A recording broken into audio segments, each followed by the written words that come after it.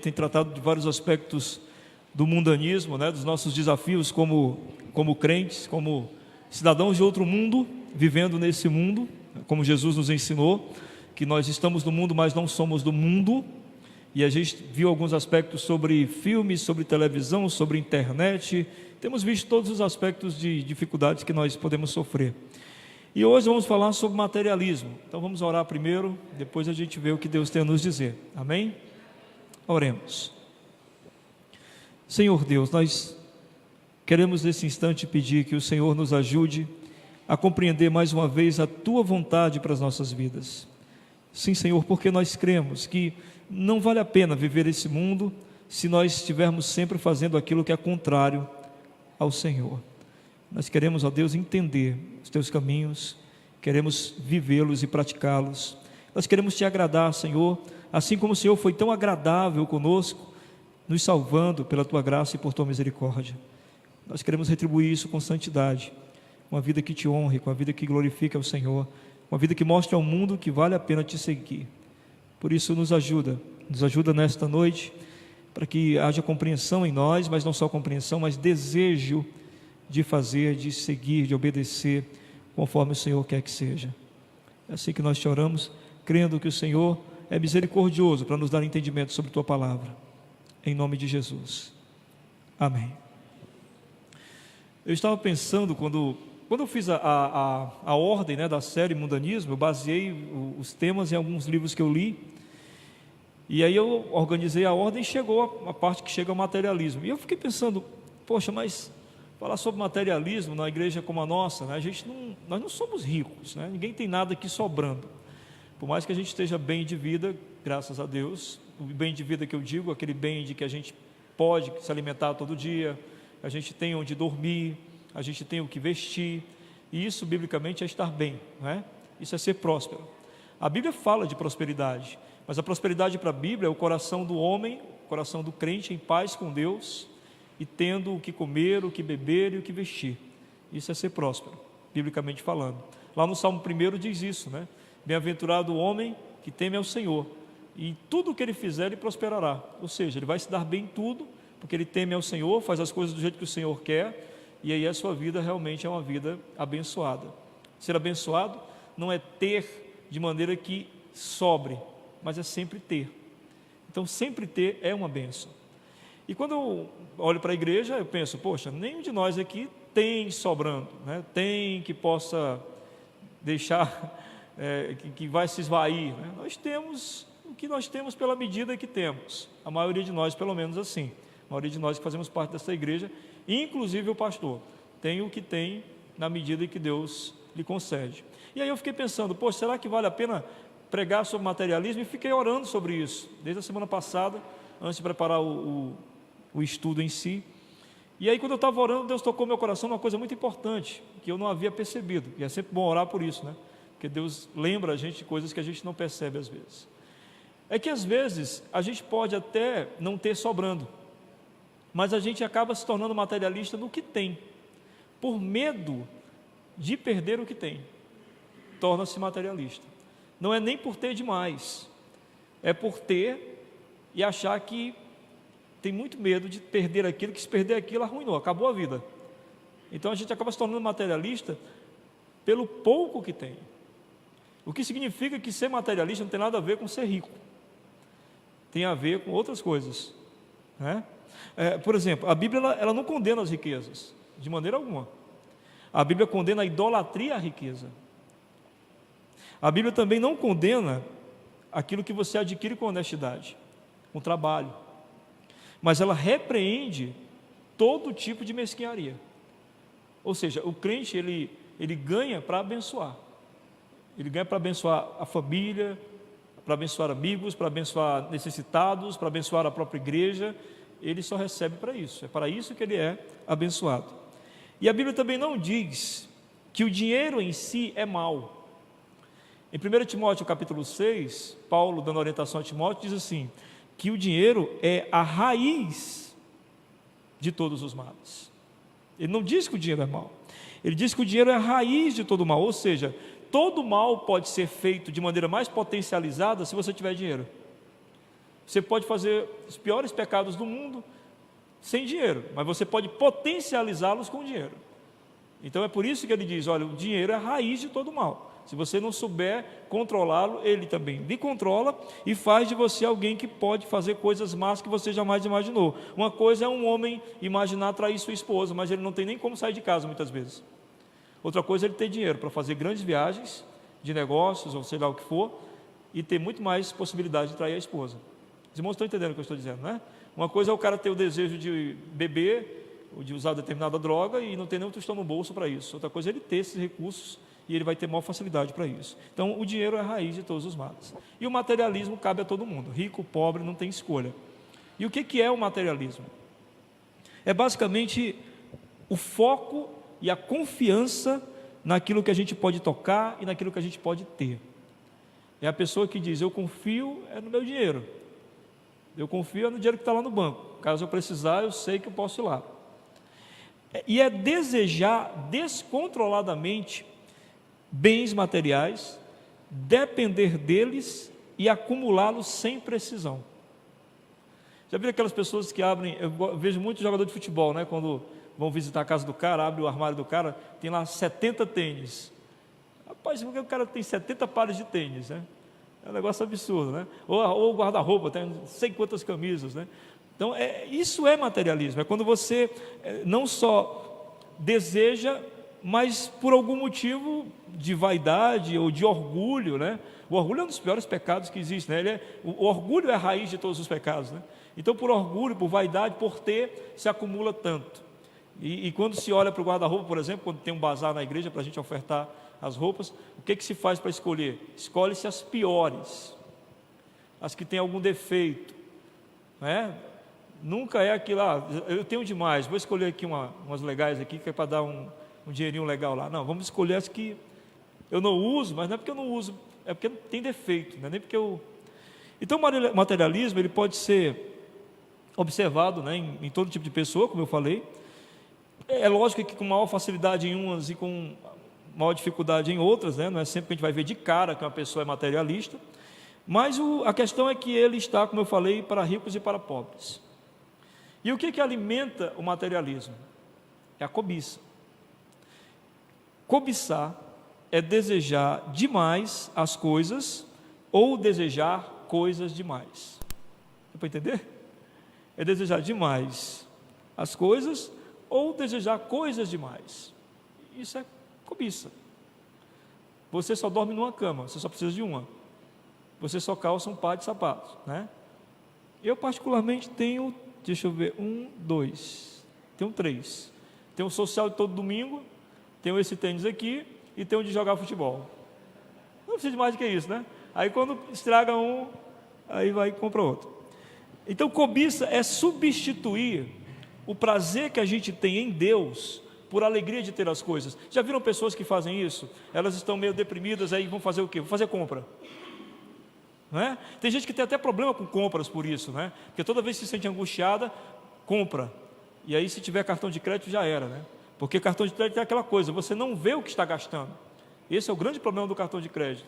É o maior inferno na vida de um pobre, porque o pobre não está vendo o que está gastando. Porque quando a gente tem R$50 no bolso, a gente segura ele bem muito, né? Mas se a gente não vê que tem R$50, só vê o cartão, a gente vai e já era. Então é mais ou menos isso, essa alegria que se dá, você substitui a busca pelo Senhor pela busca em algum prazer em uma compra.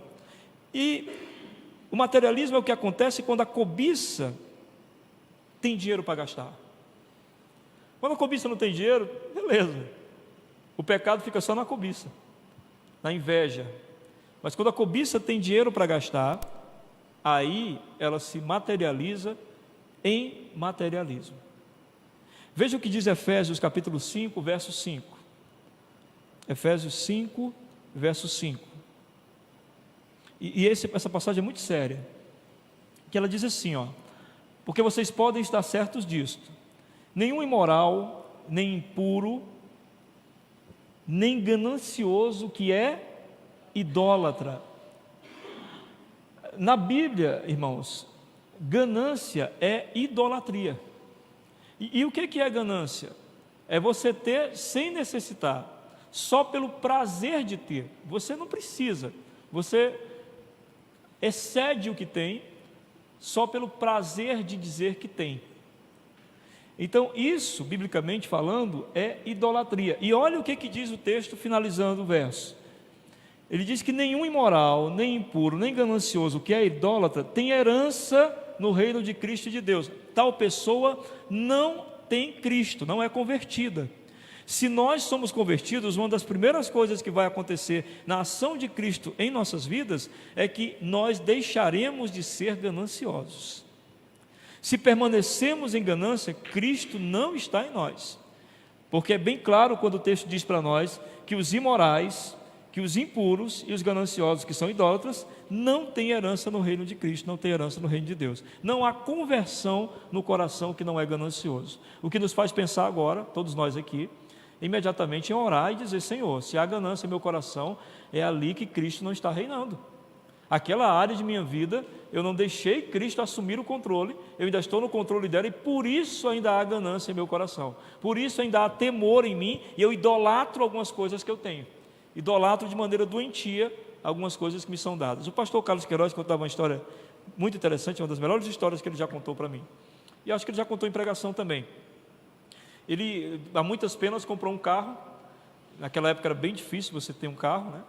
Anos 70, final dos anos 70, comecinho dos anos 80, e ele conseguiu finalmente comprar um carro zerado, trouxe para casa, um carro comum, um carro popular, e anunciou para a família, e fez aquela festa toda, e foi almoçar e tirar aquele cochilo da tarde, aquele famoso cochilinho que a gente tem à tarde. E aí, quando ele acordou com a filhinha dele, balançando ele, chacoalhando ele, a Kelber, que já veio aqui, já veio aqui uma vez com a irmã do irmão Carlos Queiroz, né? Ela já veio trazer. E a Kelber era pequenininha, tinha 6, 7 anos, balançando ele: pai, eu lavei o seu carro. Aí ele: você lavou meu carro? Lavei, pai, todinho, está lindo. E aí ele disse: você lavou com o quê? Com sabão e bombril. E aí ele foi olhar, estava feita a desgraça, né? Todo arranhado, capô, paz do lado. Que atitude você teria? Seu filho tem 6 anos, pensa que está fazendo bem, né? Alguns dariam uma surra, colocaria de castigo, e faria com que a Kelber nunca mais tivesse uma atitude bondosa na vida. Ele pensou isso e disse: minha filha, que bom que você lavou. Não era bem com isso que a gente lava, mas só em você ter lavado eu fico muito feliz. Depois eu lhe ensino como é que lava, mas agora nós vamos comemorar.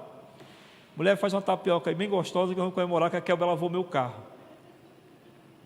Então isso é você ter um coração liberto de qualquer tipo de idolatria materialista, porque ele equilibrou as coisas. Ele pensou: poxa, eu posso arruinar minha filha agora por causa de uma coisa que depois eu conserto esse negócio, depois eu dou um jeito aí. Mas na filha não se dá jeito, né? Depois que você lança um trauma no coração de alguém por uma tentativa de bondade que não foi compreendida. Então é exatamente isso que está falando aqui. A ganância precisa de uma transformação no nosso coração precisa tornar-se como o de Jesus, e não tem gente mais desprendida do que Jesus, não é verdade? O que Jesus deixou de herança? A roupa que tinha. Diz o texto lá, quando ele foi crucificado, não é? Tiraram as roupas dele, era o único bem que ele tinha, e lançaram as sortes, mas era um bem massa, viu? Porque era uma túnica inconsútil. Sabe o que é uma túnica inconsútil? É uma túnica que não tem costuras por fora, é uma roupa bonita, chique para a época, costuras por dentro. Jesus ganhou essa roupa, provavelmente ganhou, e se vestia muito bem, se vestia tão bem que os soldados quiseram tirar sorte sobre a roupa dele. Quiseram tirar sorte da roupa dos ladrões? Não, né? Porque era uma roupa qualquer, mas a de Jesus era. Então, o que está dizendo aí? Jesus não era um materialista, se vestia bem, sem ser materialista. Em Lucas capítulo 16, verso 13, diz para nós, Lucas 16, 13: nenhum servo pode servir a 2 senhores. Vocês já conhecem esse texto, né? Pois odiará um e amará o outro, ou se dedicará a um e desprezará o outro. Vocês não podem servir a Deus e ao dinheiro. Tem 2 coisas que eu acho chocante nesse texto. A primeira é que Jesus chama o dinheiro de Deus, quando ele compara que um servo não pode servir a 2 deuses, não é? Então ele diz que o dinheiro pode ser na vida de alguém um Deus, e ele diz também que você não pode servir a um e ao outro, tem que escolher um. Eu aprendi isso na minha vida pastoral. Eu conheci muitos pastores que serviam ao dinheiro, que estavam muito mais preocupados com as entradas e saídas de ofertas e dízimos da igreja do que qualquer outra coisa. Conheci esses homens de perto. E quando eu conheci esses homens de perto, uma das coisas que eu mais pedi a Deus era: eu não quero ser pastor, porque eu não quero ser como esses homens. Eu não quero andar como esses homens, não quero ser tentado como esses homens. Só que depois, com o passar do tempo, com a vida de oração, com Deus me chamando, atraindo, o que Deus me disse? Você não precisa ser como eles, você só precisa escolher o seu Deus. Se vai ser Deus Todo-Poderoso ou o dinheiro que você tem no bolso. E essa escolha é feita por nós todo o tempo. Em que nós confiamos? Me digam, meus irmãos, no que nós confiamos? Quando seu filho adoece, você confia em quê? Você confia no plano de saúde que você tem? Pois eu digo para os irmãos que nós devemos confiar no Deus Todo-Poderoso. É orar primeiro para que o médico que vai atender nosso filho seja um médico usado por Deus, seja uma pessoa realmente preparada, capacitada, que tenha sentimento, coração e receba o nosso filho como algo realmente precioso que é para nós. De que adianta ter tanto dinheiro se quando nós vamos usar esse dinheiro, aquelas pessoas não forem usadas por Deus para nos abençoar? Me digam do que adianta. Todo o dinheiro que nós temos, ele na verdade é um instrumento, porque quem nos abençoa não é o dinheiro, mas o Deus, o qual nós servimos. Amém?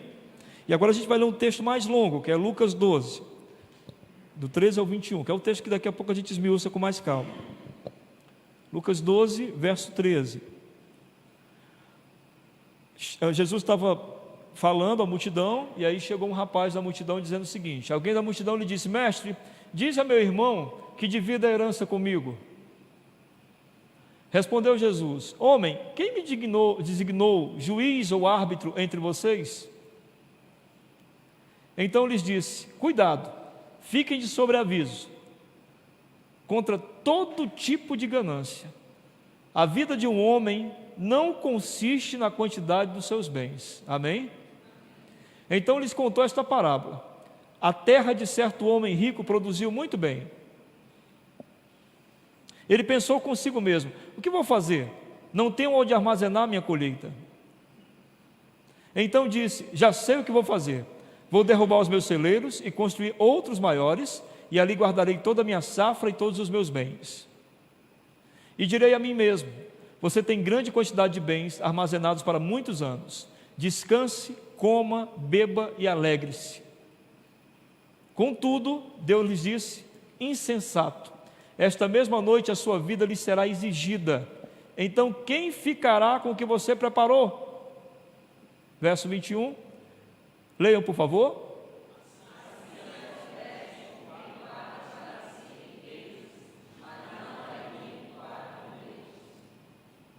Amém? Daqui a pouco a gente volta nesse texto. Jesus disse certa vez: como é difícil aos ricos entrar no reino de Deus. Será que Jesus tinha preconceito com os ricos? Não, isso não quer dizer que ele tinha preconceito com os ricos, mas que os ricos, em sua maioria, têm preconceito com Deus. A riqueza que parece suprir as necessidades pode também ser um instrumento para desviar a atenção da pessoa de Deus. É exatamente isso que esse texto diz. Essa pessoa se preocupa com o que tem, se preocupa com o que acumulou, se preocupa em guardar o que acumulou, e etc, etc, etc, até que chega um momento em que Jesus diz: e essa noite pedirão a tua alma. E ele é pobre na relação dele com Deus. Ele é rico nesse mundo e pobre na relação dele com Deus. Ele fez uma escolha.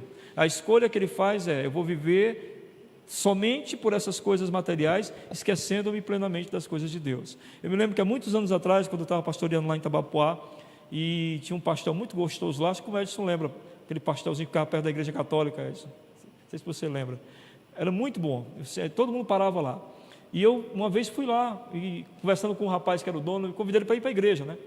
Eu disse: você já foi na igreja aqui, na igreja Batista Itabapoá? Ele disse: não, eu conheço, já passei em frente. Eu disse: mas você já foi alguma vez? Não, não tenho tempo. Eu disse: não, mas a gente tem culto na quarta-feira, tem culto no domingo, 18 horas e tudo. Ele: não, mas eu não tenho tempo. Eu disse: você não tem tempo no domingo? Não, na quarta também não, não. Quando é que você tem tempo? Ele disse: na verdade eu não tenho tempo. Eu fiquei chocado, porque aquele rapaz estava dizendo que não tem tempo para Deus. Um momento com Deus, só um momento. Eu disse para ele: o culto demora o máximo 1h30. Não, eu não tenho tempo. Então é mais ou menos essa decisão que esse homem aqui tinha tomado. E às vezes a gente precisa compreender que o diabo nos quer longe de Deus, e uma das formas de nos deixar longe de Deus é através do materialismo, dos medos que a gente tem em relação ao dinheiro. A gente tem medo, gente, a gente tem filho, a gente tem família, a gente tem as pessoas que são responsáveis, nós somos responsáveis por elas, não é? Ou você é responsável por você mesmo, ou por sua família. Então gera temores. Como não vai gerar temores? Mas além desses temores, que a gente tem que lutar pela fé para não sermos vencidos por eles, ainda há a questão das tentações do diabo para que a gente seja materialista. Há muitos anos atrás, uma empresa americana, eu não vou dizer o nome, porque eu acho que está na internet, não está? Está, Sabrina, hoje? Sim ou não? Uma está dizendo que está, outra está, né? Então eu não posso dizer a empresa, tá bom. Uma empresa americana, muitos anos atrás, ela estava tendo dificuldade de manter os funcionários lá no Panamá. Por quê? Porque os funcionários no Panamá, eles eram pessoas simples, trabalhavam na vida rural. Então, eles ganhavam o salário de um mês, era o dinheiro que eles nunca tinham visto na vida deles. Então, eles pegavam aquele dinheiro de um mês e nunca mais aparecia na empresa. Entendeu? Então, estava tendo uma dificuldade, o pessoal ganhava o dinheiro e ia embora, porque eles pensavam, esse dinheiro aqui dá para viver 1 ano, 2 anos com esse dinheiro aqui, e não aparecia mais. O que a empresa pensou? A gente precisa tomar uma providência. Qual foi a providência? Primeira coisa, eles pegaram um catálogo, colocaram todas as lojas do Panamá, as lojas melhores que existem, e nesse catálogo tinha vários produtos, e eles distribuíram esses catálogos entre os funcionários. Quando os funcionários viram aquele catálogo cheio de coisas que eles nunca tinham visto, celular, televisão, refrigerador, ar-condicionado, o que eles pensaram? Rapaz, a gente precisa disso. E aí conseguiram manter os funcionários. Percebem como é que é a artimanha? A gente não precisava, né? Mas se derem para a gente precisa. E aí existem muitas coisas, como por exemplo o celular. Antes, uma vez o meu filho falou, pai, quando o senhor saía assim, como é que o senhor falava com a avó? Eu disse que eu não falava. E aí, como é que funcionava? Não funcionava. Eu chegava na casa do amigo, se tivesse telefone lá, ligava para casa. Se não tivesse, ela tinha que ficar pela fé, esperando. Mas a questão não é que o celular seja uma dificuldade. Muito pelo contrário, né? Facilitou muita coisa, né? Muita coisa mesmo. Agora o problema é o nosso materialismo em relação a isso. É a questão de cada modelo que sai, a gente acha que o nosso já está ultrapassado. E na verdade está, porque eles fazem tudo para que esteja ultrapassado, para que a gente possa investir mais nisso. E quem tem dinheiro pode investir numa boa, e quem não tem, aí a família vai passar dificuldade porque você quer ter o melhor celular. Estão entendendo como é que funciona essa coisa? É muito minucioso, né, a forma que isso é trabalhado na vida da gente. Então tem 4 correntes que nos aprisionam em relação ao materialismo dentro desse texto que nós acabamos de ler. A primeira delas é a ideia de que as minhas coisas me fazem feliz. Veja o verso 19 do capítulo 12. Lucas 12, 19. E direi a mim mesmo, você tem grande quantidade de bens armazenados para muitos anos, descanse, coma, beba e alegre-se. Você vê que ele pensa assim, pronto, eu estou bem, eu encontrei o objetivo da minha vida, tenho muitos bens para a vida toda. Mas assim, a felicidade proveniente de bens materiais, ela funciona mais ou menos como uma droga, tem um efeito passageiro, né? E quando o efeito passa, tem que ir atrás de novo. E com os bens materiais, a questão é que é uma falsa segurança, porque quanto mais você tem medo de perder, e mais você tem medo de ter pouco, e aí você tem desejo de ter mais. É aquela coisa, prestem bastante atenção nisso, a pessoa compra um carro, ela nunca teve um carro na vida dela, depois ela começa a pensar que precisa de um carro melhor. Não é assim? As questões não são necessidades, mas um desejo de ter, porque tem uma representatividade maior na vida da gente aquilo ali, como se aquilo trouxesse para nós status, poder, e traz status, poder, orgulho e vaidade. Eu lembro um pastor amigo meu que tinha um Fusquinha, né? E a gente chegava nas conferências no Fusquinha, ninguém dava mínima, mas aqueles pastores que chegavam com os grandes carrões, né? As pessoas ficavam impressionadas e tudo com... Por quê? Porque gera status isso. Eu lembro de um pastor amigo meu lá na África, que ele colocou no carro dele, ele ganhou um carrão, né? A igreja se reuniu, comprou um carro para ele, um carrão mesmo. E ele ficou muito meio sem jeito com aquilo e colocou um adesivo no carro. Não se iludam, meu tesouro não está nessa terra, está nos céus. Ele colocou no carro, porque o pessoal ficava impressionado quando ele chegava com o carro. Gera status, não tem como não gerar. E isso, por exemplo, é uma forma de se apresentar. Quando você se apresenta em lugares e você está muito bem vestido, nossa, você é visto de outra forma. Todas essas coisas nos tentam demais. Nos tentam demais. Eu lembro com o problema que a gente teve aqui na igreja uma vez, eu fui resolver, né, e quando cheguei lá, eu fui desse jeito aqui que eu ando. A moça mal olhou para mim. Aí a moça que estava do lado assim falou: o senhor é o pastor lá da Batista? Eu disse: o senhor venha de terno na próxima, para o senhor ver. Pode vir de terno. Eu não fui de terno, né? Não botei gravata, mas eu coloquei o blazer por cima, a calça, e fui, bonitão. Rapaz, olha, a moça fez sinal para mim: o senhor já veio aqui, não foi? Sente aqui. Então isso tenta a gente, entendeu? Eu quero ter, porque isso vai me gerar poder. E poder é uma tentação muito grande. Então, quando você pensa assim, eu quero alcançar esse nível, sabe, eu fico pensando, pessoas que chegaram lá no topo e descobriram que lá no topo não tinha nada. Ou que quando chegaram lá no topo, descobriram que tem que ir mais acima ainda. Porque não tem limite. Se você for uma pessoa gananciosa, se você se deixar vencer pela ganância, não tem limite, meu irmão. Não tem. Não vai ter um momento que você diz assim: pronto, cheguei. Não tem. Porque a ganância se vale da comparação.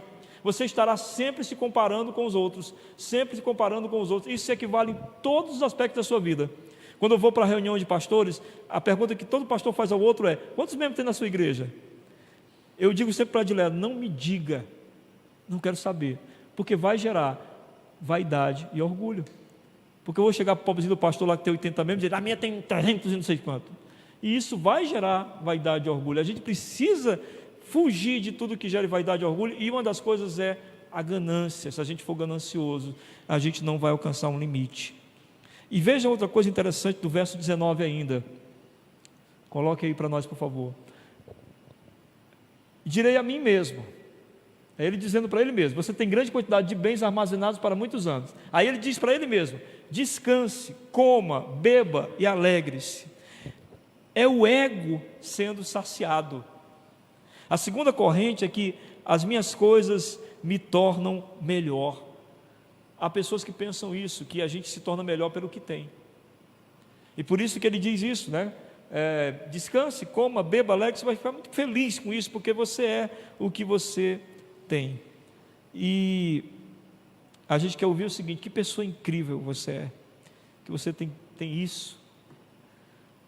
E quão isso é falacioso, quão isso é mentiroso. Porque o valor da gente não está no que a gente tem, materialmente falando. Quantas pessoas têm muito e não têm caráter algum? Não tem vida moral nenhuma. Isso não quer dizer que é porque ele tem muito, não. Mas é porque a maioria é porque se vale do que tem para ter representatividade diante dos outros.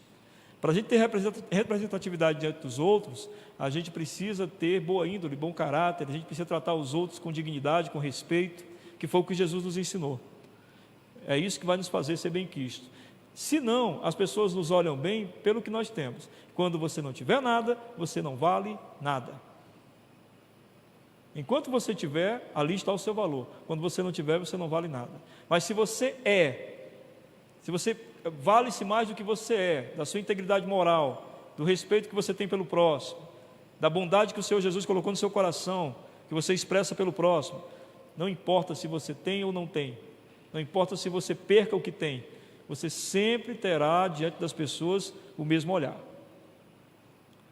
A terceira corrente é o pensamento de que as minhas coisas me dão segurança. Veja o verso 16.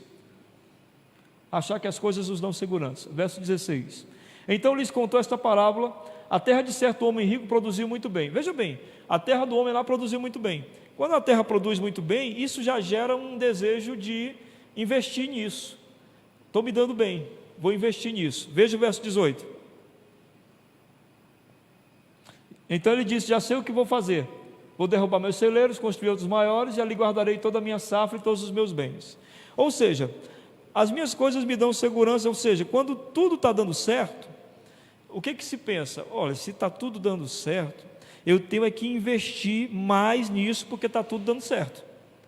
Eu tenho que gastar mais tempo com isso, porque está tudo dando certo. Quando eu era professor, estava exercendo, né? Uma aula de um professor de teologia, ela é um valor bem legal, sabe? Mas assim, por exemplo, se eu desse 5 aulas no mês, já era uma boa grana. E aí eu recebia convites para aqui dos seminários de Fortaleza, dos seminários de fora, de outros estados, e alguns eu ia. Por quê? Porque meu filho, por exemplo, o meu filho André nasceu. Daí eu precisava de grana porque meu filho tinha nascido. E aí eu aceitava, ia para São Paulo, dava 2, 3 aulas, voltava. Ia para Brasília, dava 1 ou 2 aulas, voltava. Ou aqui em Fortaleza mesmo. Meu filho João nasceu, foi do mesmo jeito. Agora os filhos tudo nascido. Tudo bem, graças a Deus. Família toda estruturada. Aí os caras me convidam para ir para São Paulo, para dar aulas aqui no seminário de Fortaleza. E eu digo não. Poxa, mas tem dinheiro? Tem. Mas eu vou ficar longe da família um tempão. Passar 4 dias fora, sem ver minha neta, sem ver meus filhos crescendo. 4 dias fora. Sendo que eu não estou precisando. Minha família não está precisando. A gente está comendo bem, a igreja cuida muito bem da gente. Não está faltando nada para nós. Se eu fosse, seria por quê? Porque eu não tenho nada, não tenho um emprego, e esse é o meu ganha-pão, tenho que ir, ficar longe da família, como eu ia antes. Estou usando esse exemplo para os irmãos entenderem, quando às vezes as pessoas pensam assim, está fluindo, está dando certo, então se está dando certo, Deus está abençoando, vamos entrar com tudo.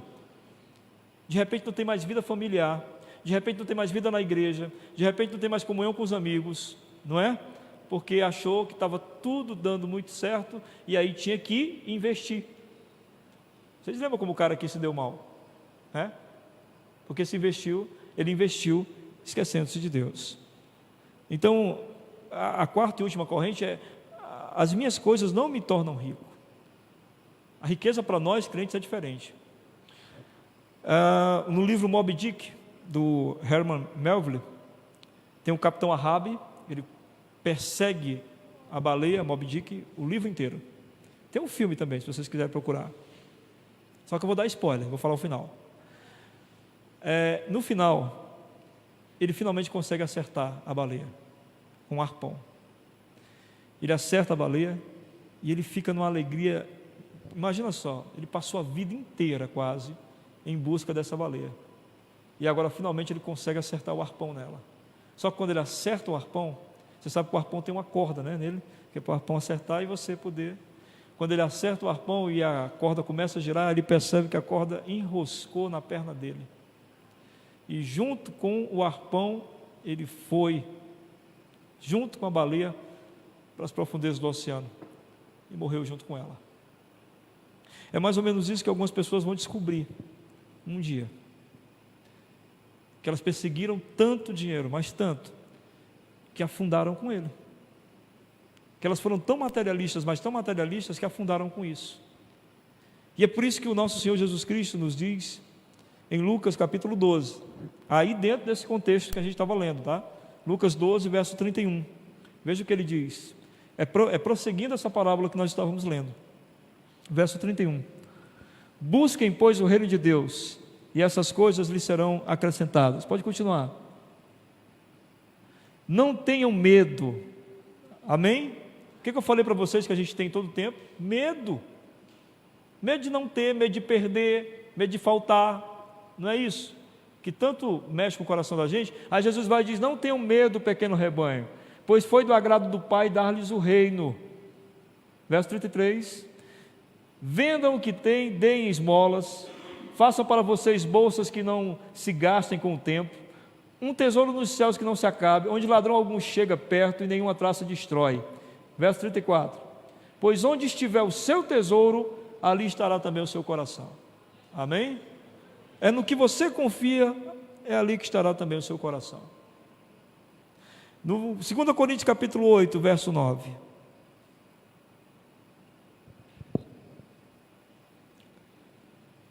Segunda Coríntios 8, 9.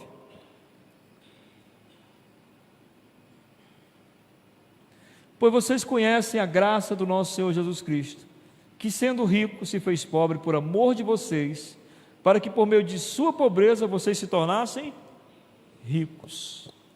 Amém? Nós somos ricos, porque nada nos faltará.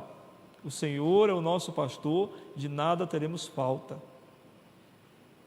E aí a gente entende que, por exemplo, que Deus vai usar meios para nos abençoar, não vai faltar. Não vai faltar. Deus vai dar de alguma forma para nós. Quando eu comecei na igreja aqui, há 19 anos atrás, a igreja não tinha como me sustentar. A igreja me dava uma cesta básica. E olhe lá, quando dava certo. Então não tinha como sustentar.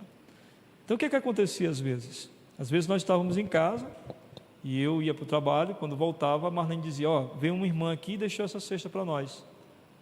E eu dizia, quem é a irmã? Ela é a irmã fulana de tal. E eu pensava, meu Deus, a irmã fulana de tal precisa de ajuda e está ajudando a gente.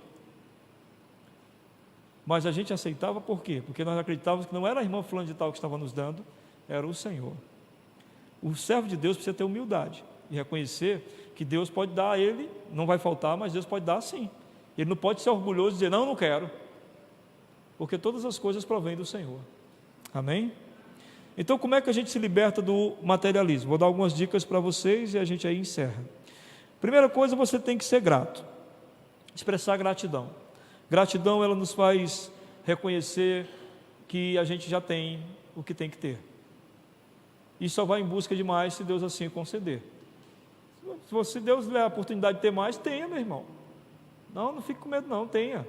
Agora, quando você perceber que isso está controlando sua vida, pule fora. Mas seja sempre grato e trabalhe para ter, porque Deus abençoa os que trabalham. Amém? Outra coisa, o dízimo e a oferta.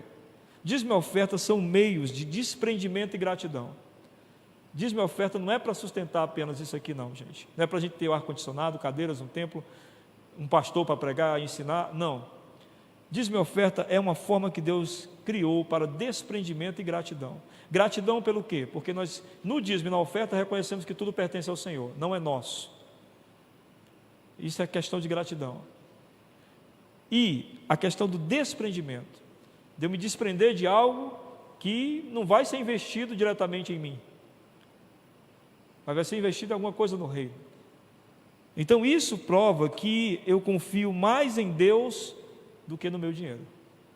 Porque se eu confiar no meu dinheiro, eu não vou ser dizimista nunca. Você nunca vai ouvir da gente aqui exigindo que você seja dizimista. E mais, o não dizimista aproveita de tudo que os dizimistas ajudam ele a ter. Não é verdade? O não dizimista senta na mesma cadeira que você. O não dizimista tem um ar-condicionado para ele. Ninguém desliga não, tá? Aqui para os dizimistas, aqui para os não dizimistas. A gente não faz isso. O não dizimista aproveita de tudo.